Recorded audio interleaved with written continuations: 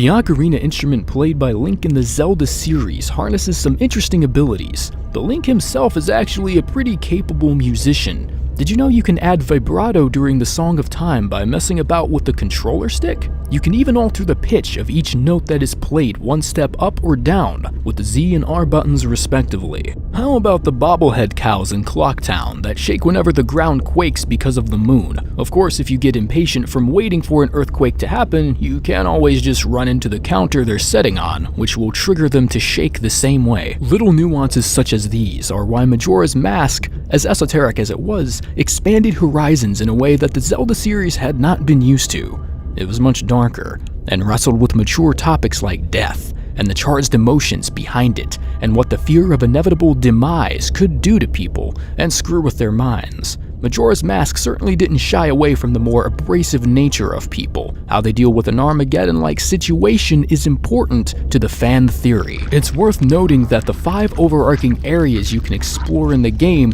are host to a certain people that behave and act a certain way. These behaviors are in congruence with the 5 psychological stages of grief and dying delineated and trademarked by Elizabeth Kubler-Ross and David Kessler. And this is where a considerable portion of you may hop straight down into the comments section telling me what a horribly blatant carbon copy of game theory I am. I'd like to preemptively ask you to hold your tongue. I'm debunking this here in a few minutes, so stay with me. Entering Clocktown, you can already sense that there is a huge moon-sized elephant in the room everyone seems to be turning the other cheek to. The town's local residents always have something on their mind to distract themselves from the descending doom eclipsing the entire city. While a few of them plan to host a carnival in efforts to muffle their worries of death, others threaten the moon to make them feel powerful and above the grasp of demise. Perfectly representative of the first stage of grief, being the denial of anything happening. Following the areas sequentially, you find the Deku King in the Woodfall Temple, the very next area in the game.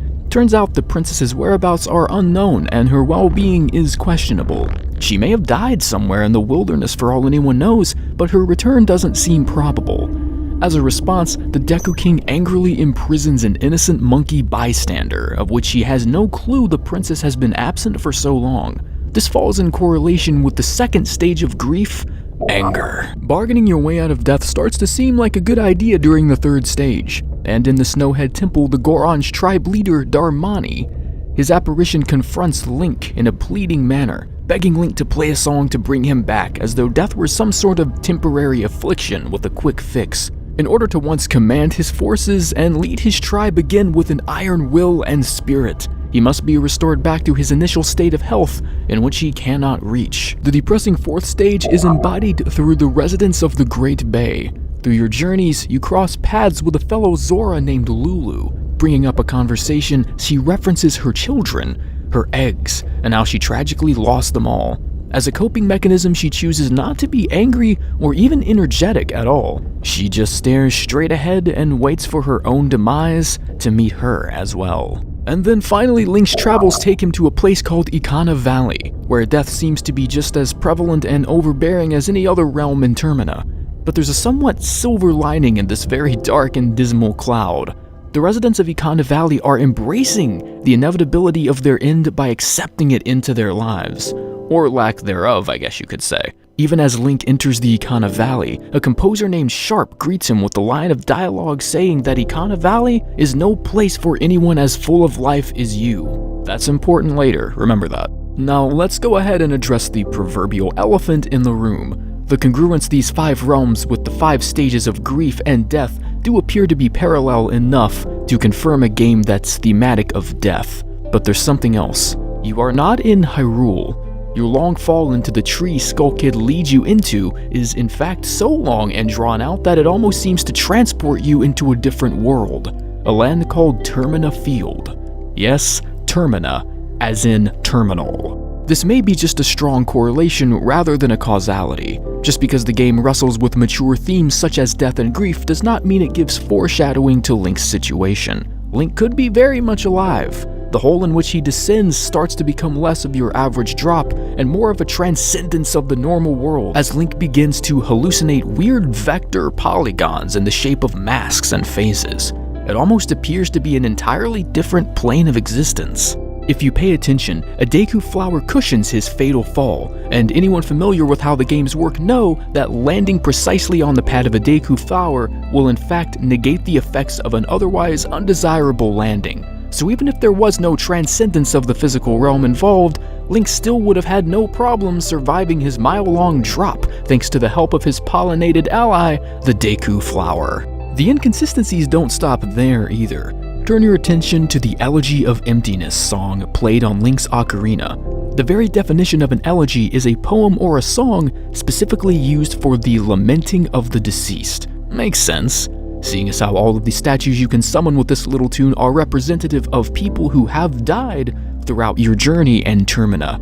It won't take long for you to make the observation that, well, Link's presence also occupies one of these mysterious statues. So that would have to mean he is dead. Correct? Perhaps, or perhaps not. Taking a closer look at the statues, they all seem to be missing something. Something imperative to fundamentally function as a living human being. Their eyes. All of their pupils have been whitewashed, standing as empty husks of their former selves. It's called the Elegy of Emptiness for this reason, as the statues you summon are completely empty and devoid of any and all hints of life. Link's statue, however, appears different. His pupils and eyes are as detailed could be. Those eyes certainly don't look like those of a deceased soul. Even Sharp, the first composer you meet during your time in Ikana Valley, tells you up front that this valley is certainly no place for anyone as full of life as you. Could we be looking at an allegory for a possible near-death experience? A plethora of hallucinatory scenes and characters meant to fill the dead time, no pun intended, between Link's fall and his rise. So the whole theory of him being dead versus him being alive and well is kind of up in the air at this point. But what we can be most certain of is that we're not exactly in Kansas anymore. Anyone familiar with the games knows for a hard fact that these games do not shy away from getting a little esoteric and artsy with their creative licenses, even if that means sacrificing a clear and coherent narrative. But that's part of what makes these games fun, is that the answers aren't always there in front of you, staring you in the face.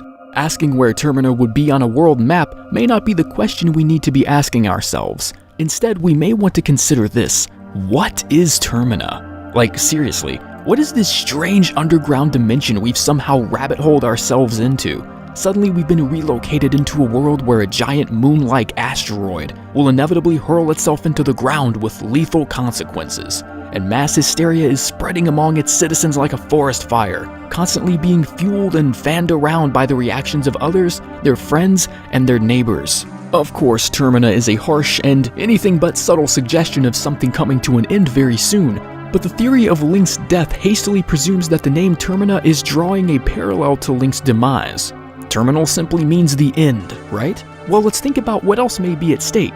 It's not his life that is ending. It's the whole community of the people in Termina. It's ending in 3 days, in fact. The game even goes out of its way to incessantly remind you of Doom's inevitability, keeping a clock on you to remind you that you really don't have that much time to piece together what's going on. Well, actually, we may have a vague idea of what Termina might represent. Link has a little experience with parallel lands and universes. Remember Lorule from A Link Between Worlds? A lot of the people you ran into in Hyrule were there with you as well.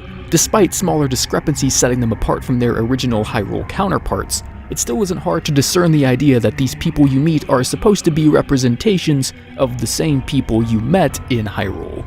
Termina kind of acts the same way, in that a majority of the people you meet are identical copies of the same people you crossed paths with back in Ocarina of Time.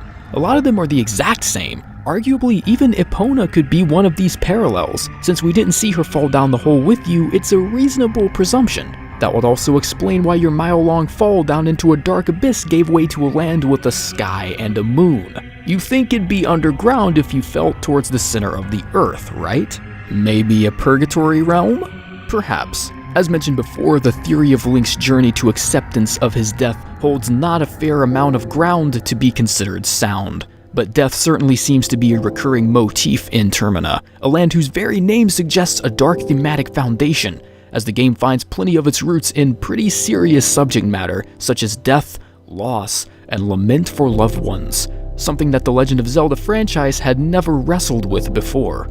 Man, Termina is for sure one wacky player.